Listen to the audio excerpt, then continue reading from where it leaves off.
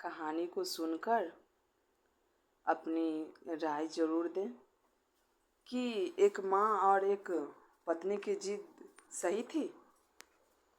सुनो अनीता, सो गई क्या तुम? अमित की आवाज़ ने मेरा ध्यान खींचा। नहीं तो, बस आँख लगने ही वाली थी। क्या हुआ? कुछ चाहिए क्या आपको? मैंने अमित अपने पति से पूछा। तो अमित ने बोला, नहीं, कुछ नहीं चाहिए। कुछ पूछना है तुमसे। मैं बोली, हाँ पूछो ना।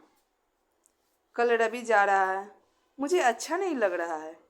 तुम उसको रोकने को क्यों नहीं बोलती?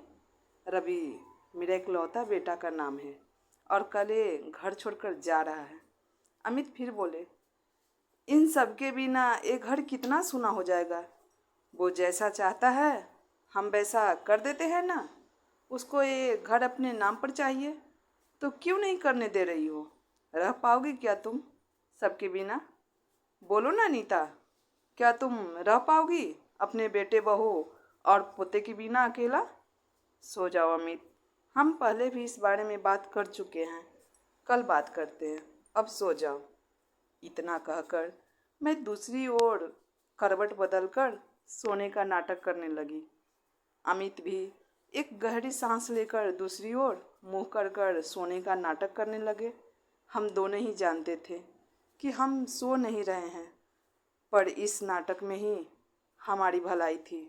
हम दोनों की आंखों में तो नींद का कोई नामो निशान नहीं था। कल हमारा बेटा रवि अपनी पत्नी चारू और बेटे को लेकर अपने फ्लैट में शिफ्ट होने जा रहा था।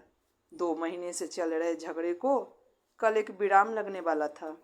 अब हम दोनों इस घर में अकेले रहने वाले थे। हमेशा मैंने सबकी जिद के आगे घुटने टेके थे, पर इस बार मेरी जिद के आगे सबको झुकना पड़ा है। रवि हमारा इकलौता बेटा है। अमित की ही जिद थी कि हम सिर्फ एक बच्चा रखेंगे और उसको ही पढ़ा लिखा कर काबिल बनाएंगे। अमित कॉलेज में प्रोफेसर थे और मैं हाउसवाइफ थी। अमित को नौकरी वाली पत्नी नहीं चाहिए थी। हालांकि उनको बहुत पढ़ी लिखी लड़कियों के रिश्ते आए थे, पर इन्हें एक घरेलू लड़की से शादी करनी थी। ये इनकी जिद थी कि शादी करनी है तो बस एक कम पढ़ी लिखी घरेलू लड़की से।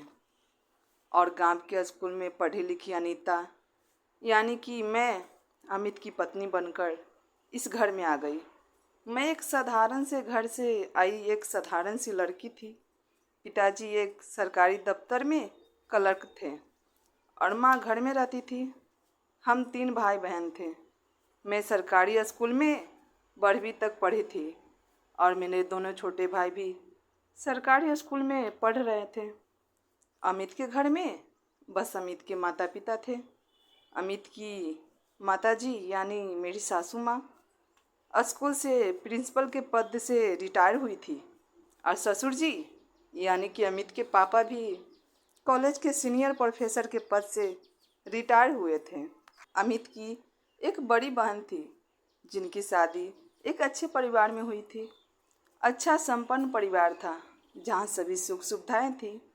एक पढ़ी लिखी फैमिली में एडजस्ट करने में शुरू शुरू में तो मुझे दिक्कत हुई, पर घर के काम में मैं सुघड़ थी तो धीरे धीरे खुद को घर के हिसाब से ढाल लिया।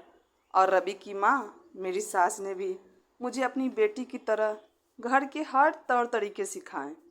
सबकी पसंद नापसंद का ख्याल रखना, बस यही तो रही मेरी ज़िंदगी हमेशा से इस घर में। 2 साल बाद हमारा बेटा यानी कि रवि पैदा हुआ। इतने सालों में घर में जब कोई बच्चा नहीं होता तो वो सबका लाडला हो गया था रवि। बस रवि हम सबका लाडला शुरू से ही रहा है। माँ और बाबूजी भी उस पर जान छिड़कते थे और उसकी हर जिद पूरी करते थे। शुरू से ही उसको सबका प्यार और दुलार मिला है इस घर में। और फिर आया उसका स्कूल जाने का टाइम। इस बार फिर से अमित की जिद थी कि हम रवि को हॉस्टल भेजेंगे। घर का इकलौता बेटा, और वो भी बाहर रह के पढ़ेगा। ये सोच सोच कर हम बहुत रोते थे, पर अमित की जिद के आगे हमारी एक न चली। रवि को घर से दूर देहरादून के एक हॉस्टल में पढ़ने भेज दिया गया। उस दिन रवि और हम सब बहुत रोए थे, पर अमित तो जैसे पत्थर हो गए थे। हमारे आंसुओं का उन पर कोई असर नहीं हुआ। माँ बाबूजी भी उसे गले लगाकर बहुत रोए, बहुत गिड़गिड़ाए, पर आखिरकार हम सबको अमित के जिद के आगे झुकना ही पड़ा था। अपने पोते को याद करके माँ और बाबूजी बहुत रोते थे। न जाने